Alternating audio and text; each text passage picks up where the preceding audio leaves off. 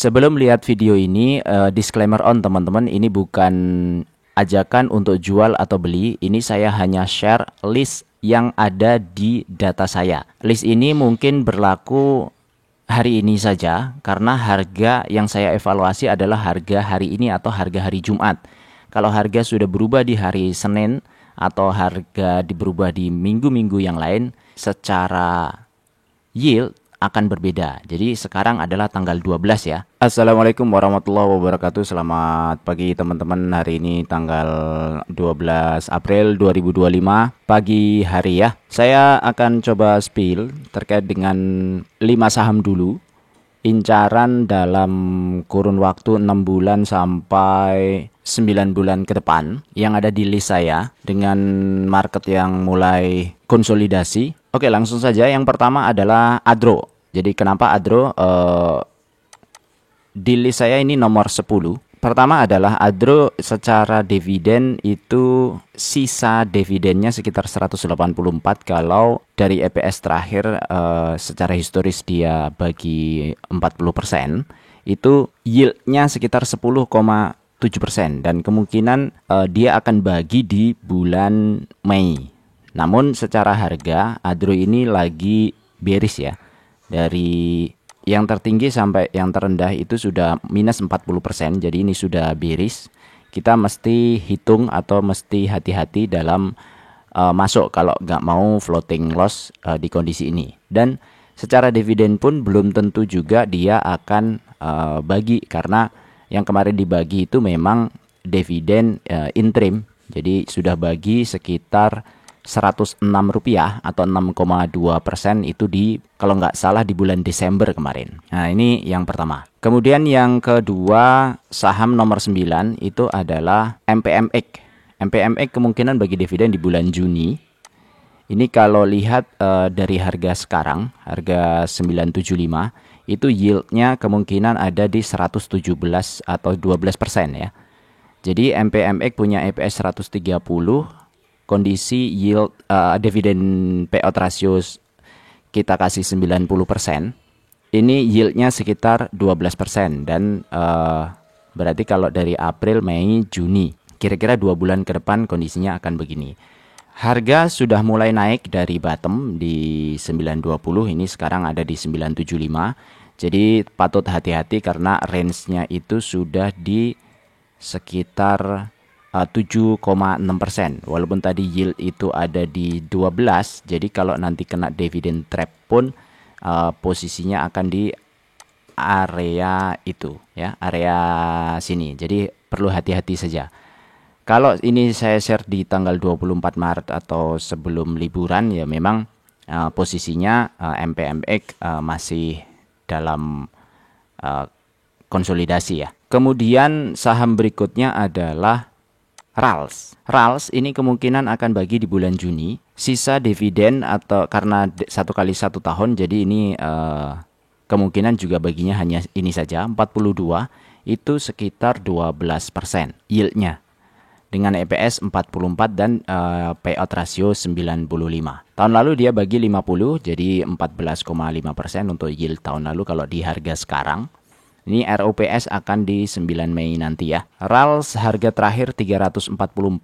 Jadi kalau di harga sekarang posisinya memang ini dalam kondisi bearish, turun terus dan masih di bawah MA 200.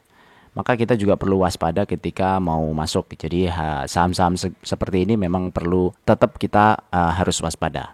Kemudian yang selanjutnya adalah MBAP. Ini batubara, harga sekarang 1625 per kemarin hari Jumat, naik 1,8%. Ini harusnya bagi dividen itu 2 kali. Cuma tahun ini atau tahun 2024 lalu kayaknya dia tidak bagi interim.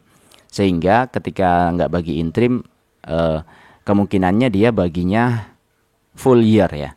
Karena biasanya dia juga bagi di full year. 2023 dia bagi 309, kalau yield sekarang berarti sekitar 19%. EPS di bulan atau di tahun ini sekitar 251, jadi kalau payout rasionya 80, maka potensi dividennya itu sekitar 201. Jadi yang dilihat ini shortnya by sisa dividen saja, bukan dividen per tahun.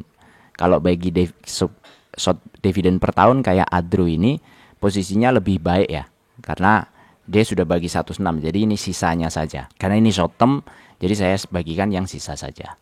Ini kira-kira sekitar 12,4%.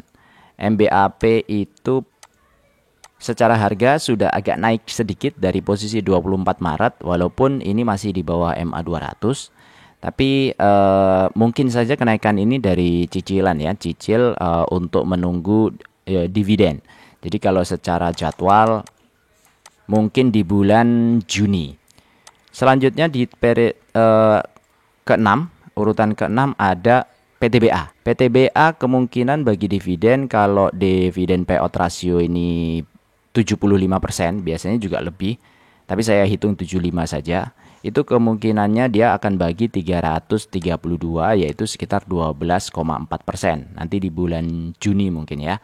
Harga terakhir di 2680. Jadi kalau dilihat chartnya ini sudah naik lumayan tinggi.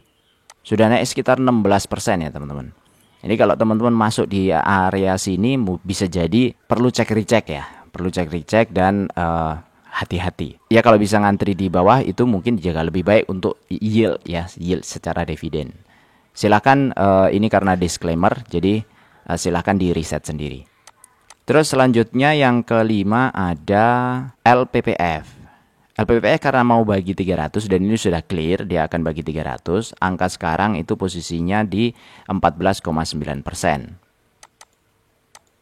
Harga LPPF tentu sudah naik ya, dari 1343 ini sudah naik tinggi sekali. Jadi memang kondisi dari bottom ke up itu sudah 53%. Dan kemarin sempat turun nih pas waktu rame-ramenya di 8 April ya. Pada waktu kita opening itu opening ada di sini dan naik lagi kondisinya.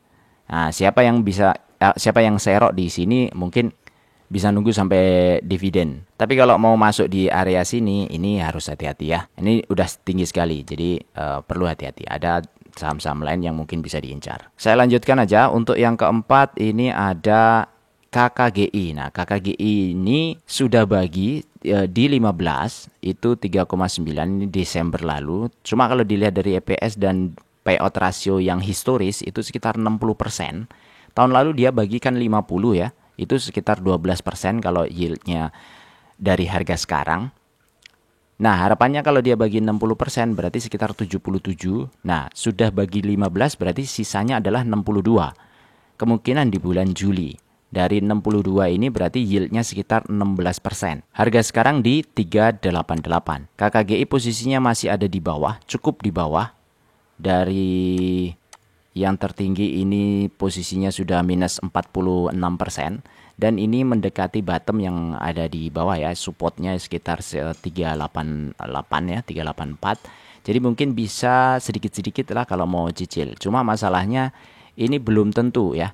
Belum tentu dia bagi, moga-moga aja. Karena kemarin saya lihat di investing.com posisi ini salah nih reportnya, katanya 12 bulan pembagian, maksudnya itu dia sudah setahun itu sudah bagi 15, tapi ternyata di laporan dia yang terakhir itu adalah saham interim ya. Untung ada yang koreksi kemarin pada waktu saya buat yang KKGI.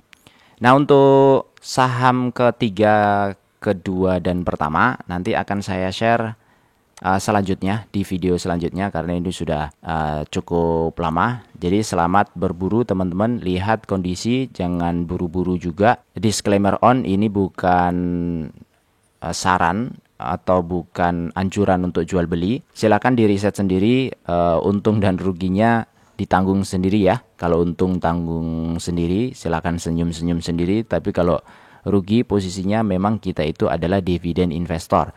Jadi long term. Kalau hanya 1-2 bulan minus, 1 tahun minus, 2 tahun minus, itu sebenarnya masih short. Minimal paling tidak 5 tahun ya. Itu aja dari saya. Semoga bermanfaat. Terima kasih. Wassalamualaikum warahmatullahi wabarakatuh.